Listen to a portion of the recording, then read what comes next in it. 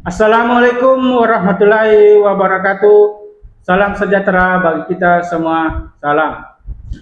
Perkenalkan, nama saya Usman, SCMAK. Saya merupakan dosen pada program studi akuntansi di Universitas Iksan Sidin Denrapan di bidang ilmu saya yaitu akuntansi. Pada hari ini, saya akan menyampaikan tentang teknik pengajaran saya dengan menggunakan metode DAA, yaitu Delivery Interaction Assessment. Pada kesempatan ini, saya akan menjelaskan salah satu mata kuliah saya, yakni mata kuliah akuntansi sektor publik dengan bobot 3 SKS yang terdapat di semester ganjil. Mata kuliah ini salah satu mata kuliah jurusan akuntansi yang ada di Fakultas Ekonomi dan Bisnis. Materi ini mempelajari tentang ilmu akuntansi pada pemerintahan dan organisasi lain yang sifatnya nilaba. Pembangunan sektor publik merupakan satu rangkaian yang harus terus dikembangkan agar mencapai tujuan pelayanan masyarakat menjadi semakin baik. Maka mahasiswa perlu untuk mempelajari materi ini dengan teori, konsep, dan aplikasi agar mempunyai wawasan yang tinggi untuk meningkatkan kesejahteraan masyarakat dan diharapkan mampu memahami perbedaan akuntansi sektor publik dengan sektor swasta. Adapun CPL mata kuliah saya yang pertama itu menunjukkan sikap bertanggung jawab atas pekerjaan di bidang keahliannya secara mandiri. Kedua, menguasai konsep teoritis akuntansi, accounting teori secara mendalam minimal meliputi kerangka dasar penyajian dan penyusunan laporan keuangan. Ketiga, mampu menunjukkan kinerja mandiri, bermutu, dan terukur. Keempat, mampu mengkaji implikasi pengembangan atau implementasi ilmu pengetahuan teknologi yang memperhatikan dan menerapkan nilai humaniora sesuai dengan keahliannya berdasarkan kaidah, tata cara, dan etika ilmiah dalam rangka menghasilkan solusi, gagasan, desain, atau kritik seni. Dan adapun CPMK mata kuliah ini sebagai berikut. Yang pertama, mampu menjelaskan pengantar akuntansi sektor publik. Yang kedua, mampu menjelaskan akuntansi manajemen sektor publik. Yang ketiga, mampu memahami anggaran sektor publik. Keempat, mampu memahami anggaran pemerintahan baik dari APBN dan APBD. Kelima, mampu menjelaskan teknik akuntansi keuangan sektor publik. Adapun salah satu buku referensi yang saya gunakan dan penulis Ibu Wiratna Sujarweni dengan subbab bab pertama itu pengantar akuntansi sektor publik, bab kedua akuntansi manajemen sektor publik, yang ketiga anggaran sektor publik, bab 4 anggaran pemerintahan, APBN dan APBD, bab 5 teknik akuntansi keuangan sektor publik, bab 6 laporan keuangan sektor publik, bab 7 pengukuran kinerja sektor publik, yang ke-8 akuntansi desa, ke-9 akuntansi pemerintahan pusat, ke-10 praktek akuntansi keuangan daerah, ke-11 akuntansi organisasi nirlaba, dan terakhir otonomi daerah. Adapun sistem pembelajaran dan materi yang akan saya lakukan dalam satu semester ini, saya melakukan perkenalan, membangun keakraban antara dosen dan mahasiswa. Yang kedua, biasanya saya membuka diri diskusi apapun itu bentuknya terkait perkuliahan dalam bentuk diskusi. Dalam diskusi, saya biasanya memotivasi mahasiswa untuk belajar lebih fokus dan lebih giat dan lebih serius untuk mata kuliah ini. Selanjutnya, perkuliahan mulai dengan berdoa dan bertanya perkuliahan sebelumnya agar mendapat gambaran pelaksanaan perkuliahan dan tidak lupa saya absen kehadirannya.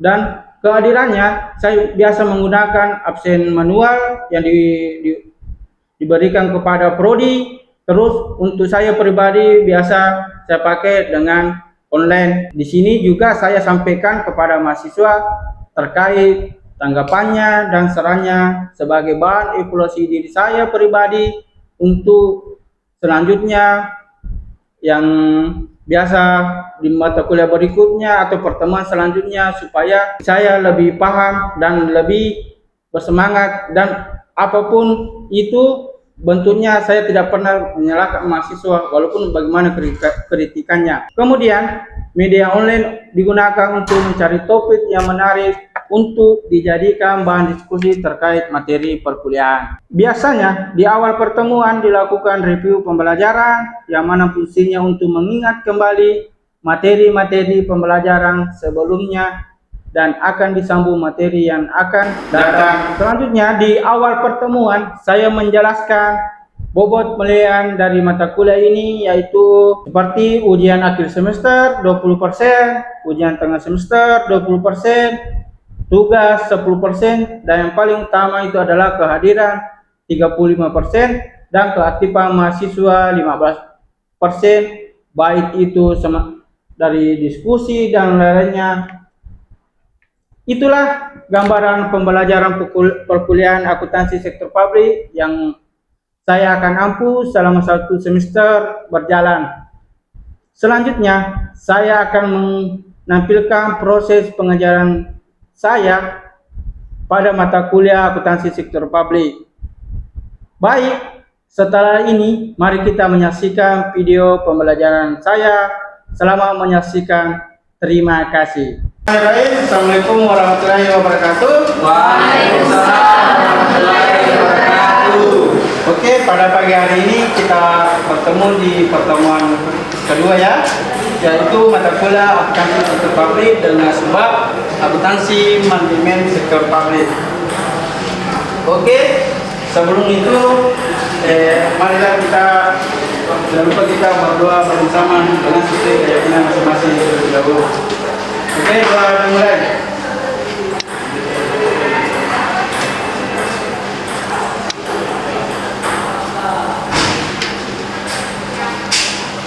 Oke, terima kasih atas kesempatannya. Silakan absen manual dan yang barcode yang kemarin yang saya bagikan di pertemuan pertama nanti diisi ya, yang absen lainnya. Oke, dan silakan di situ sampaikan kritikannya untuk saya pribadi. Tidak ada intimidasi. Bahwasanya kalau nanti anggaplah dari Anda yang berikan kritikan saya di sana, jadi bagaimana tidak ada hubungannya dengan mata kuliah ini. Itu hanya sebagai untuk pribadi saya, untuk bagaimana saya kedepannya mengajar. Oke, sambil diisi absennya, bagaimana semua? Sehat semua? Sehat. Alhamdulillah. Oke, jadi tidak terlalu lama kita akan mempelajari di bab itu tentang akuntansi manajemen sektor publik. Jadi ada tiga subbab itu ya. Pertama itu ada dibilang akuntansi manajemen sektor publik.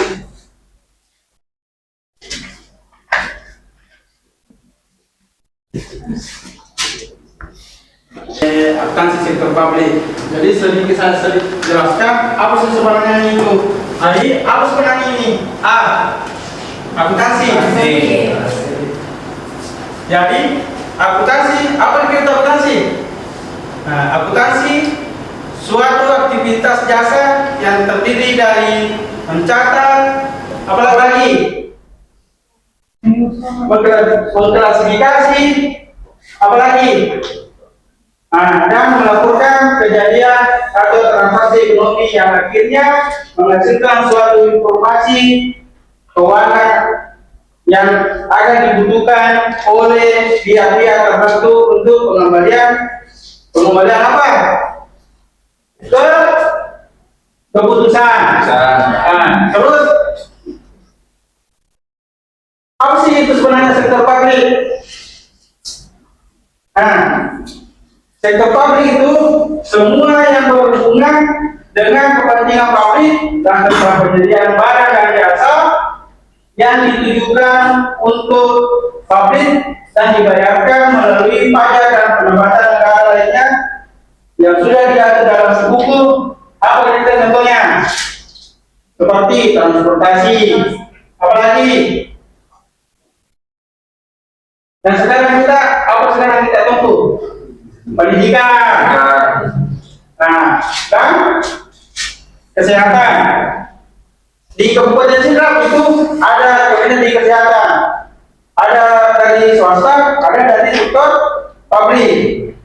Contohnya sektor pabrik itu dua, rumah sakit Adiping Numan sama rumah sakit Limau itu dikelola oleh.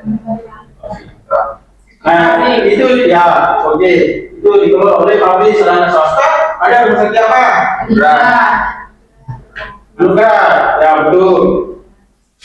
Jadi, akuntansi sektor pabrik dapat didefinisikan sebagai aktivitas jasa yang terdiri dari mencatat, mengidentifikasikan dan melaporkan kejadian atau transaksi ekonomi yang akhirnya akan menghasilkan suatu informasi keuangan yang akan dibutuhkan oleh pihak-pihak tertentu untuk pengambilan keputusan. Yang terapkan itu pada pengelolaan dana pabrik di lembaga-lembaga di negara dan departemen di bawahnya organisasi pabrik yang berorientasi pada kepentingan pabrik dan juga tidak berorientasi apa? Pada apa sebagai tujuan akhirnya untuk mensejahterakan masyarakat. Oke? Ada yang mau ditanyakan? Yang ingin saya tanyakan itu Pak, apa perbedaan sektor publik dan swasta? Saya kira kemarin minggu lalu, tidak ada ya? Tidak ada minggu lalu Pak. Oke, tidak apa-apa. Bertanya dulu. Jadi perbedaan sektor publik dan sektor swasta itu bukan sekedar mencari apa? Mencari ya, sektor publik bukan sekedar mencari keuntungan, namun mengutamakan pelayanan kepada masyarakat, sekali dari pendidikan, kesehatan, dan infrastruktur. Dikelola oleh pemerintah dan dibiayai oleh negara. Sedangkan sektor swasta, apa kira-kira kebalikannya? Tujuan utamanya itu mencari keuntungan, mencari keuntungan. Jadi di Indonesia itu ada. Oke, tidak apa-apa. Saya bahas kembali ke minggu lalu saya sudah jelaskan terkait akuntansi sektor pabrik di Indonesia pada berbagai bidang. Pertama itu akuntansi pemerintahan pusat, yang kedua pemerintah daerah. Oke, ini sejarah kayaknya kita juga masih hafal ya dari minggu kemarin lalu. Terus ada akuntansi desa, betul. Terus akuntansi tempat peribadatan. Kelima ada akuntansi LSM, ada yayasan, dan ada akuntansi pendidikan dan akuntansi kesehatan. Oke? Jadi, ada oke? Jadi sebelum kita masuk di bab 2 akuntansi sektor pabrik, masih ada yang mau ditanyakan? Saya Pak. Ya silakan. Tidak jelas ini saya menanyakan itu Pak, akuntansi tempat peribadatan itu seperti apa Pak? Contohnya? Oke, terima kasih. Pertanyaan yang sangat bagus. Contohnya dari kehidupan kita itu sepertinya ada di tempat peribadatan apa kira-kira? Masjid. Nah, di masjid itu kan ada biasa itu dari papan informasi yang biasa tertempel di di papan informasinya pasti ada situ. Anggaplah Jumat pertama bulan ini sekian saldonya, pemasukannya, pengeluarannya sekian, apa-apa dibeli itu. Dan masyarakat itu harus ada haknya untuk mengetahui itu. Terus apa lagi? Sektor pabrik sudah tadi saya menjelaskan kok. Oke, terus akuntansi manajemen sektor pabrik keseluruhan ini, akuntansi manajemen sektor pabrik ini adalah bagaimana mempelajari, membuat informasi akuntansi yang relevan dan handal yang ditujukan kepada pimpinan dengan masuk untuk perencanaan strategi, pemberian informasi biaya penganggaran, penentuan biaya pelayanan untuk mengukur pencapaian kinerja manajemen dalam penyampaian direncanakan. Selanjutnya yaitu di poin B, perencanaan.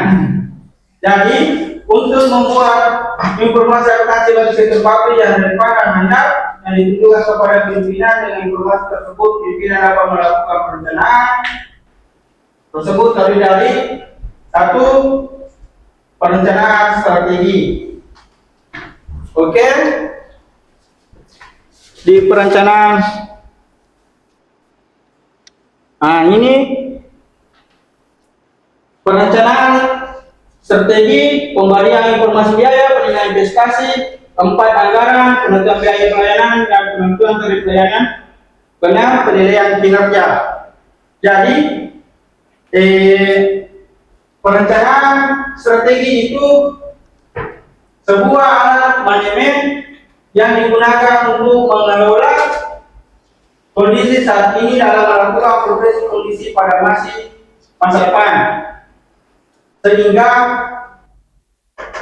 rencana strategis menjadi sebuah petunjuk yang dapat digunakan organisasi dari kondisi saat ini untuk mereka bekerja menuju sampai 5-10 tahun ke depannya.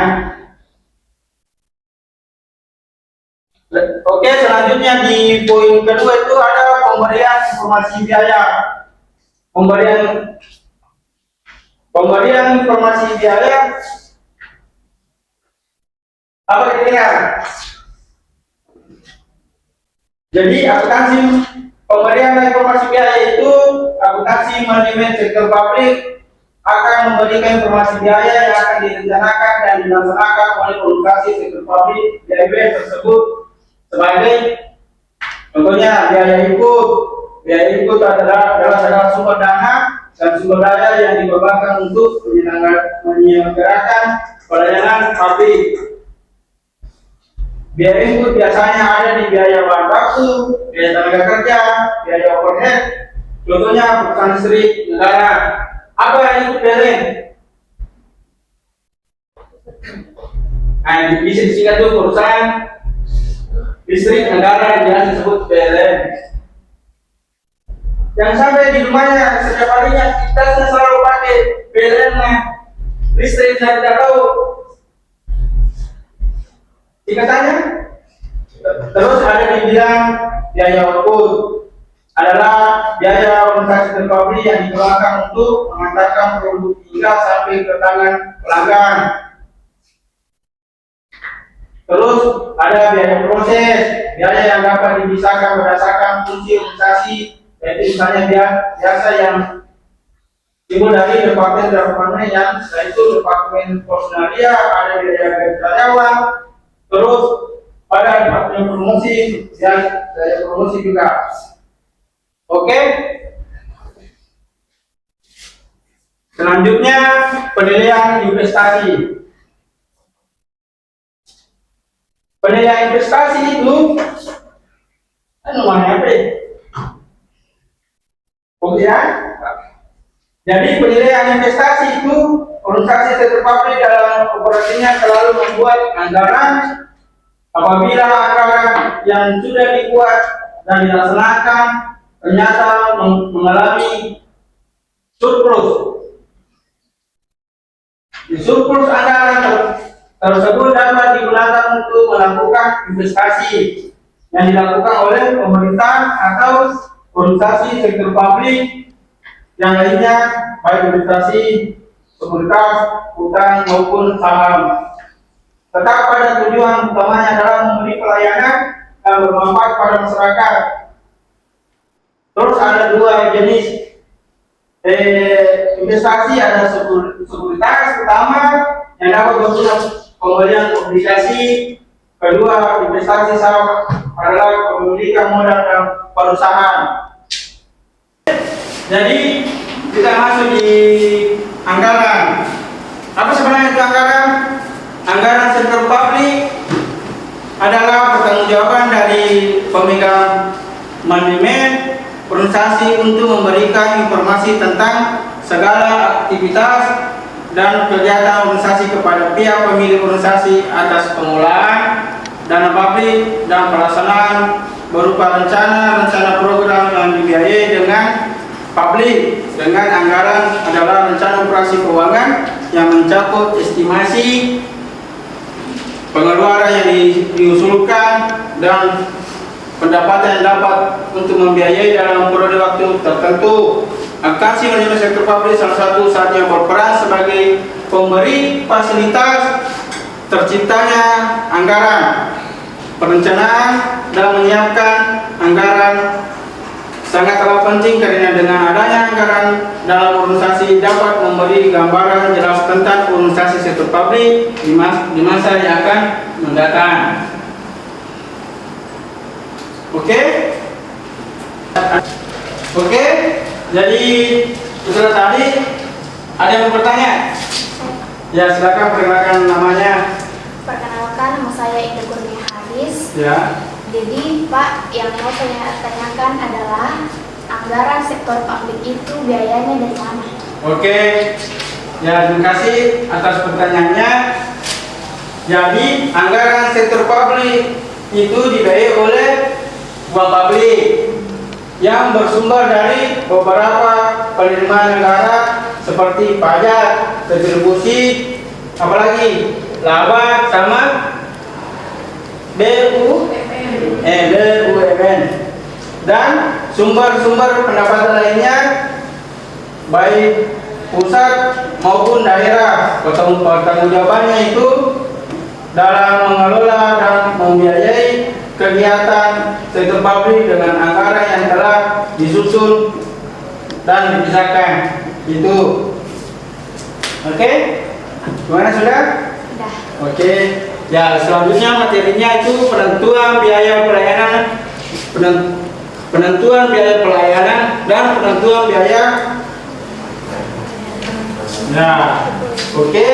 Jadi penentuan biaya pelayanan dan penentuan tarif pelayanan berdasarkan tuntutan masyarakat tentang pemberian pelayanan yang baik dan yang rendah. Untuk mendapatkan pelayanan itu, organisasi sektor publik selalu berusaha mendapatkan mutu pelayanan.